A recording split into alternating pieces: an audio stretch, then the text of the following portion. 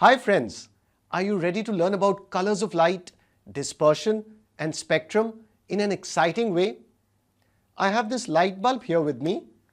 It looks like a simple white bulb, but it's actually a magic bulb because I can change the color of this bulb using an app on my phone here.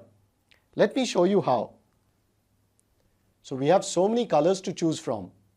For example, red light, pink, blue, green light, yellow. Wasn't that cool? Now I'm going to turn off all the lights in the room and we are going to use only this bulb. And we are going to look at these three blocks under different colors of light. Red light, green light and blue light. And let's see what these blocks look like under colored light. And as usual, we'll finish off with our top 3 questions on this topic. So are you ready for our exciting experiment? Lights off, please. I'm now going to turn on our magic bulb. First, as you can see, the bulb is giving off white light. We have 3 blocks here, red, green and blue. Now I'm going to change the color of the bulb to red. Wow! Can you see the red block here? But we can't recognize the color of the other 2 blocks. They appear blackish. This is in fact the green block and this is the blue block. Now why is this happening? Because there's only red light here. And the red block is able to reflect the red light so it's visible and appears red in color. But the green block absorbs all the red light and has no light to reflect, so it appears black. And same is the case with the blue block. It absorbs the red light and hence appears blackish in color. Now I'm going to change the color of the bulb to green. Under green light, can you see that the green block is visible, but the red block and the blue block appear blackish in color because the green block is reflecting all the green light, but the red block and the blue block absorb the green light. Hence they appear blackish. Now I'm going to change the color of the bulb to blue. Now what do we have here under blue light? Can you see that the blue block is now visible, but the green and red block appear dark or black in color? Because the blue block is reflecting all of the blue light, but the green and red block are absorbing the blue light and hence they appear black in color. So what's our conclusion from the experiment? An object reflects light that matches the color of the object and it absorbs all other colors of light. Let's take an example. If we consider this red block here, it's reflecting red light. That's why it appears red to us, but it's absorbing all the other colors of light. Now when this red block was placed under different colored light, what did it look like? So under red color, it looked red in color. But when placed in blue and green light, it looked black because it was absorbing the green and blue light and it was not able to reflect any light because it can only reflect red light. That's why it appeared black. Similarly, the green block was visible under green light but appeared blackish under red and blue light. And same is the case for the blue block. So clearly we can see that these objects are reflecting light of their color, but they are absorbing all the other colors. When we look at these 3 blocks under white light, whether it's coming from this bulb or from the lights in this room, we can see all the 3 colors, red, green and blue. The red block is reflecting red light. The green block reflects green light and the blue block reflects blue light. So what does this tell us about white light? White light is actually not white. It at least contains these 3 colors, red, green and blue. But do you know how many colors there are actually in white light? That's right. The correct answer is white light contains millions and millions of colors. You may have heard of the 7 rainbow colors or the Vibgyor colors, but that's just a simplification. White light is made up of millions and millions of colors. Now an interesting question is, why does light have different colors? So what is the difference between red light, green light or blue light? Let's compare light with sound. Light and sound are both energies. They are waves. So when I play music in this keyboard, why do these sounds sound different? What's the difference between these sounds? That's right. These different sounds have different frequency. Similarly, different colors of light are light waves having different frequency. So the frequency of red light is different from green light, and that's different from blue light. And all these light waves of different frequencies make up white light. Now, can we separate the colors of white light? Absolutely. Let's take a look how. When you shine white light on a glass prism, as you can see, the glass prism splits the white light into its constituent colors. And this splitting of white light into its constituent colors is called dispersion of light. And the band of colors obtained by this dispersion of light is called spectrum.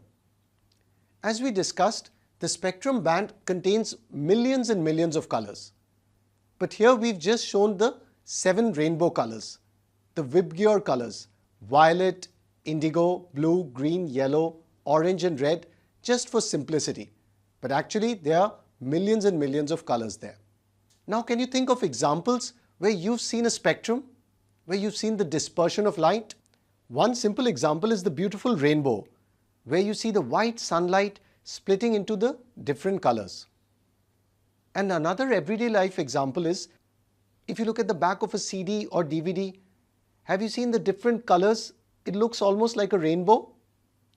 That's your spectrum, and it's happening due to dispersion of light. As we learnt, white light is made of 7 different colors: violet, indigo, blue, green, yellow, orange and red. This band of 7 colors is known as spectrum, and the splitting of white light into its constituent colors is known as dispersion of light. Now let's understand how a simple glass prism is able to split the white light into different colors. For this, we need the concept of refraction. Remember, refraction means bending of light. So let's start off by shining light of a single color, known as monochromatic light, let's say red light here, onto our glass prism.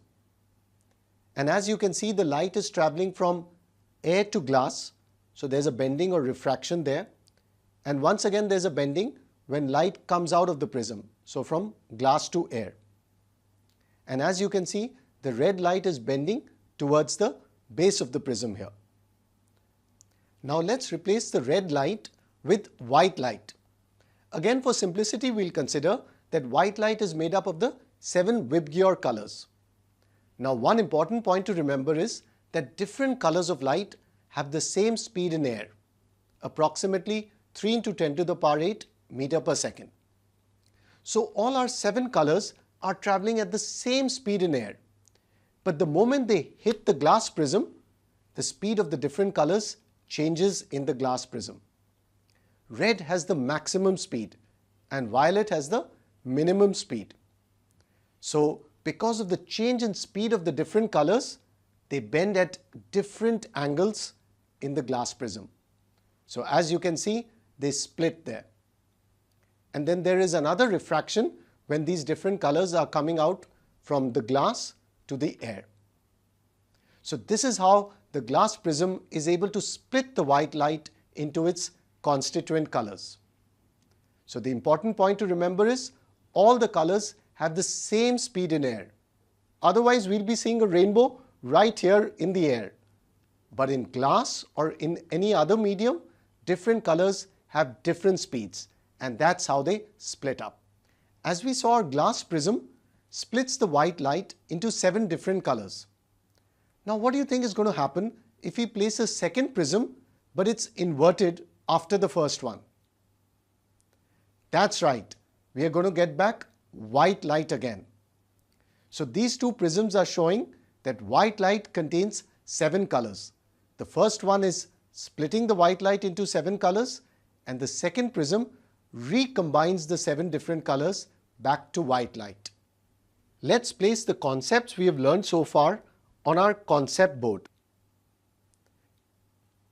Now let's talk about nature's beautiful spectrum, the rainbow.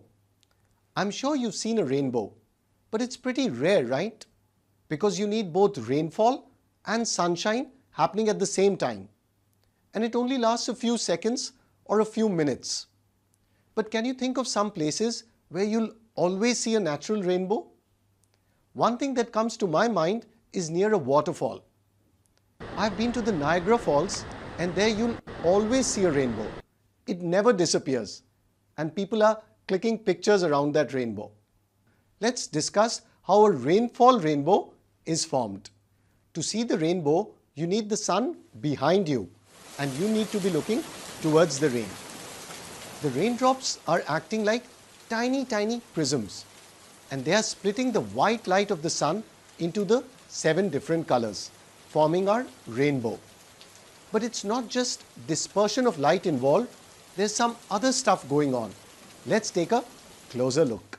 Let's consider one raindrop for simplicity. When the white light from the sun enters the raindrop, just like the prism, it splits into 7 colors. Because light is entering from air to water in the raindrop. And we know that different colors of light will have different speeds in water. So there's dispersion there. Now, rather than all the colors of the light leaving the raindrop, an interesting thing happens which is known as total internal reflection of light. This takes place because light is traveling from a denser to a rarer medium, in this case from water to air. And the angle of incidence of light is greater than the critical angle of water. So instead of refracting, all the colors get reflected back. And now the 7 colors again try to lead the raindrop.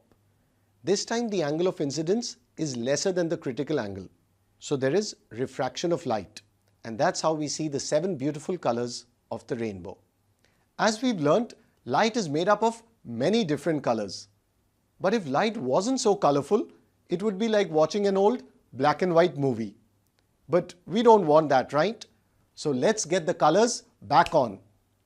And now, are you ready for the top 3 questions on this topic coming up for you right now?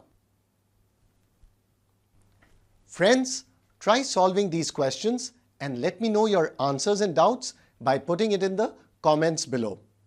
I promise to reply to all your comments as soon as possible. So I'm going to disappear and you pause the video here and give these questions a shot. Friends, I hope you enjoyed this colorful video.